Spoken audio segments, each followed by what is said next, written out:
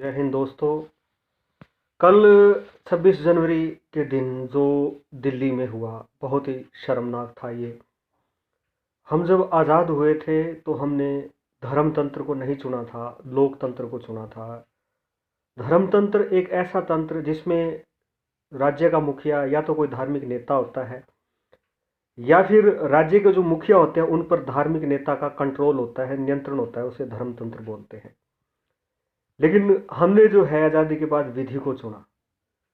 हमारे पंजाब के किसान जो वहाँ लाल किले पर थे, जिन्होंने धार्मिक झंडा जो है तिरंगे की जगह लगाया, पूरे भारत की आत्मा के साथ अन्याय था ये।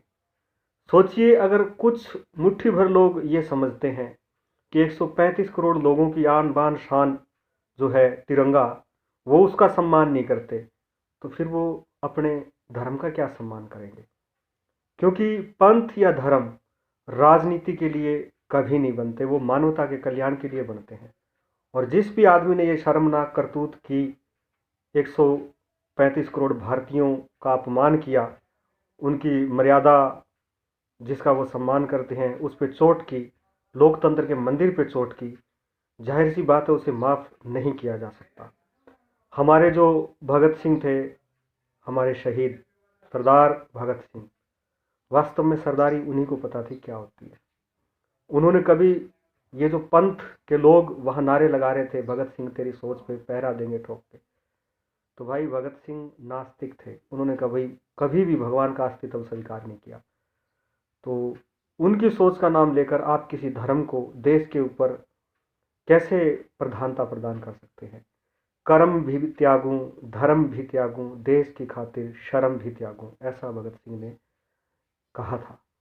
आपने जो पंथ है उसको राजनीति के लिए इस्तेमाल कर कर अपने गुरुओं की आत्मा के साथ अन्याय किया, और ऊपर से भगत सिंह का नाम लिया।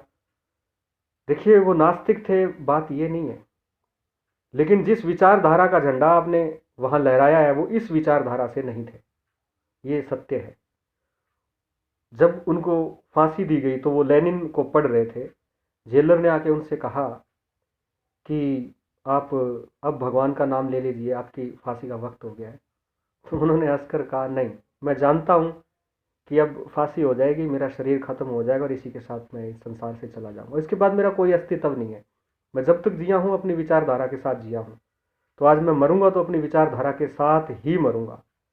यही सुकरात ने कहा था जब धर्म का विरोध करने पर उन्हें मृत्यु दंड दिया गया और उन्हें जेल में डाल दिया गया। क्योंकि मृत्यु दंड और जेल, मृत्यु दंड एक तो सुनाया जाता है और उसके बाद उसको जो अमल में लाया जाता है तो बीच में कुछ दिनों का वक्त होता है। तो उनके एक शिष्य ने उनको भगाने का प्लान बना लिया कि तुम्हें ग्रीक से निकाल दिया जाएगा, मतलब पैसे वगैरह देकर, जो जेलर वगैरह थे। लेकिन उसने कहा, नहीं, विचार नहीं मरना चाहिए, आदमी चाहे मर जाना चाहिए। और उन्होंने खुद मौत को चुना, जहर पी लिया और संसार को बता दिया कि विचार जो होते हैं वो जीवन से कहीं अधिक महत्वपूर्ण होते हैं। भारत एक लोकतांत्रिक देश है, यहाँ विरोध करने का अधिकार सभी को है, लेकिन विरोध के नाम पर अराजकता फैलाने का अधिकार किसी को नहीं दिया जा सकता। देखिए, ईश्वर है या नहीं है, इस विषय पर बहुत बहस हुई है। आप देखिए, एक हम कहते हैं डार्क एज, अंधकार काल, जो पाश्चात्य जगत के अंदर व्याप्त था, धर्म के नाम पर हत्याएं होना, धर्म के नाम पर राज चलना, उनसे 1000 साल लगे पश्चिमी जगत को निकलने में। 1400 के अंदर जाकर उन लोगों ने यह महसूस किया कि धर्म को वास्तव में अगर हम अपने जीवन में उतारते हैं तो कम से कम तर्क की कसौटी पे तो कसे। कोपरनिकस जैसे वैज्ञानिकों ने, जो ईसाइयत कहती है कि पृथ्वी ब्रह्मांड के केंद्र में है, जबकि कोपरनिकस ने पहली बार कहा था कि ब्रह्मांड का केंद्र सूर्य है, तो उन्हें विरोध झेलना पड़ा। मूसा के साथ भी यही हुआ। जिसने भी सच बोलने की कोशिश की, किसी को सूली चढ़ा दिया गया, किसी को जहर दे दिया गया, किसी को जैसे ईसा मसीह के साथ हुआ। तो एक विडंबना है कि सच की तलाश के लिए ये दुनिया भटकती है और जब कोई इनको सच बोल देता है तो ये लोग उसकी जान ले लेते हैं। बड़ा विचित्र कहेंगे संगम है ये इस संसार की विचारधारा बहुत सारे हमारे विद्वान नेता या विद्वान दार्शनिक कहूँगा, जिन लोगों ने अपने प्राण तक दे दिए इस संसार को समझाने के लिए कि भाई ऐसा कुछ नहीं है जैसा तुम कह रहे हो। हम हमारे खुद के, मैं हिंदू धर्म से हूँ, उन ग्रंथों में भी ऐसे मिथ जोड़े जाते हैं, उनके गलत अर्थ निकाल लिए जाते हैं। गीता की अगर हम बात करते हैं, भगवान श्री कृष्ण कहते हैं कि मुख से मैं ब्राह्मण हूँ, भुजाओं से मैं क्षत्रिय हूँ और पाँव से मैं शूद्र हूँ। लेकिन उसको भी समाज ने वर्ण व्यवस्था के तहत एक वर्ण व्यवस्था के लिए एक आधार बना लिया, जबकि वो खुद अपने बारे में बोल रहे हैं कि ये जो है मैं हूँ, कोई दूसरा नहीं हो सकता ये। अब वो शूद्र भी वही है, खुद को ही बोल रहे हैं वो, लेकिन उसके बाद भी समाज ने उसको एक जातिगत वर्ण व्यवस्था का आधार बना लिया।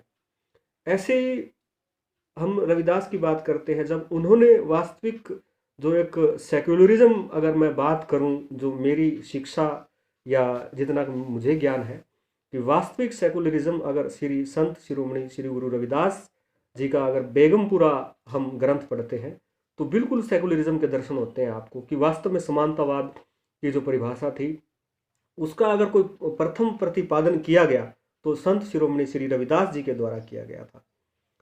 वो भी देखो काशी के पंडितों ने उनके साथ क्या किया, बहुत मतलब उनको कष्ट झेलने पड़े कि जब भी कोई आदमी सच बोलता है तो जाहिर सी बात है कि समाज उसका विरोध करता है, क्योंकि समाज जिस चीज़ से जुड़ जाता है एक अफीम की तरह, तो उसके बाद उसको छोड़ना नहीं चाहता। उनकी जो विचारधारा होती है ना, वो उनकी प्रतिष्ठा का विषय बन जाती है। वो सोचते हैं कि अगर मैं इसको त्याग दूंगा तो मेरा क्या होगा बस। और कुछ जो शक्तियां होती हैं जो समाज के ऊपर आर्थिक नियंत्रण और मिलिट्री नियंत्रण रखना चाहती है, सैन्य नियंत्रण रखना चाहती है, वो जो होती हैं कहीं ना कहीं धर्म का हमेशा प्रयोग करती हैं। और जब उनके इस शोषणवादी रवैये के खिलाफ कोई महान आदमी आवाज़ उठाता है तो जाहिर सी बात है उन्हें तकलीफ होती है और वो इसके खिलाफ जाते हैं कि ये ऐसा क्यों कर रहा है। तो मेरा ये निजी मत है कि जब हमने देश को आज़ाद किया था तब हमने विधि को चुना था, धर्म को नहीं चुना था, क्योंकि धर्म का जो फैसला था हमने नागरिकों पे छोड़ दिया था कि ये नागरिक देखें, उनको सिख बन के रहना है, उनको जैन बन के रहना है, उनको बौद्ध बन के रहना है, उनको हिंदू बन के रहना है, उनको मुस्लिम बन के रहना है। ये आदमी ने सोचना है, ये राज्य नहीं सोचेगा। या राज्य से मैं सरकार से संदर्भ में बोल रहा हूँ कि राज्यों को इससे कोई मतलब नहीं है। तो सच्चे अर्थों में हम धर्मनिरपेक्ष नहीं थे, हम पंथ निरपेक्ष थे, क्योंकि हमने कहा कि हम हर धर्म की इज्जत करेंगे। आप फ्रांस का उदाहरण ले लीजिए।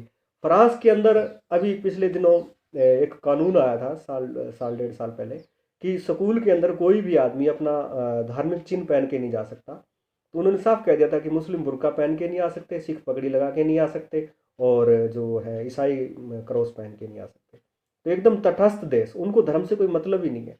जबकि भारत में ठीक इसके उल्टा है कि सिख पगड़ी पहन के आ जाए स्कूल में तो किसी को कोई दिक्कत नहीं है, अगर कोई मुस्लिम बुर्का पहन के आती है तो कोई दिक्कत नहीं है, ईसाई अगर क्रॉस पहन के आता है तो कोई दिक्कत नहीं है। यानी हम धर्मों की इज्जत करते हैं लेकिन हम पंथ के आधार पर किसी से कोई भेदभाव नहीं करते। ये हमारे कानून में व्यवस्था थी। और इतने बड़े देश में 135 करोड़ लोगों के देश में जहाँ धर्म है अलग अलग है, विचारधाराएं अलग अलग है, पंथ अलग अलग है, उनके नियम अलग अलग हैं, तो ऐसे देश के अंदर किसी एक पंथ को तो डोमिनेट नहीं माना जा सकता, क्योंकि बाकी पंथों में जो फिर हीन भावना या फिर विद्रोह की भावना आएगी, इससे बाकी पंथ जो है निकलने की कोशिश करेंगे। तो इन तमाम चीज़ों को, भविष्य के जो हाल थे उनको ध्यान में रखते हुए जो है हमारे विधिवेताओं ने जो है इस देश को लोकतांत्रिक और पंथ निरपेक्ष राज्य के व्यवस्था के अधीन किया था, तो जो बिल्कुल सही था।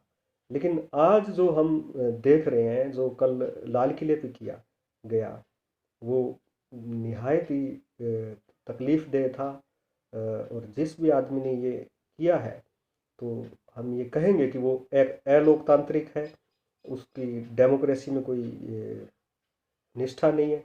और उसने जो वहाँ झंडा लेके और जो अपमान किया तिरंगे का, दोनों ही का अपमान किया था उसने, क्योंकि पंथ कभी ये नहीं कहता कि आप लड़ाई करें या हमारे जो निशान है किसी अपनी निजी स्वार्थ की लड़ाई के लिए लड़ें, तो ऐसा नहीं था।